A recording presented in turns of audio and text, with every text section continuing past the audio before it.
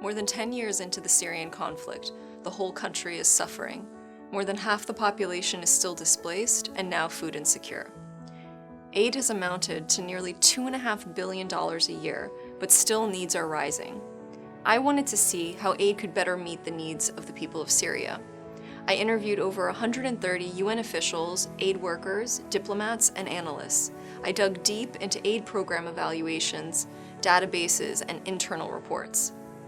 The most important thing I found was that the Assad government continues to develop many ways to systematically manipulate foreign aid.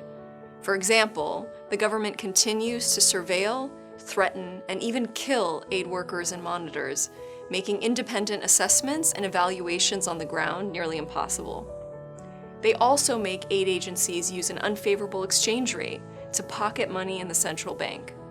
Western donors can untangle that manipulation, but they have to understand what's going on and the scale of it all.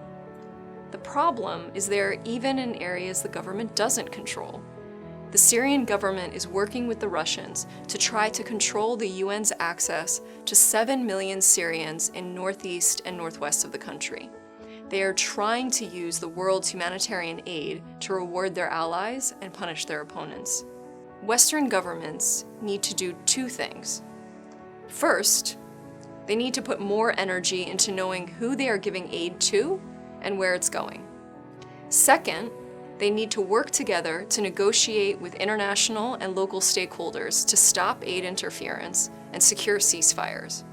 If Western governments do these two things, they will help ensure that aid helps the Syrian people, not the Syrian government or other sanctioned actors. They can also move to programming that makes communities more resilient, something desperately needed as Syrians face another frigid winter in flimsy tents. If donor governments fail to rescue aid for millions of Syrians in need, it will become an instrument of nefarious actors in Syria and beyond, further destabilizing the country. It's not too late to stop this trajectory, but the window is closing. For more on these challenges and ways to overcome them, read the full report at csis.org.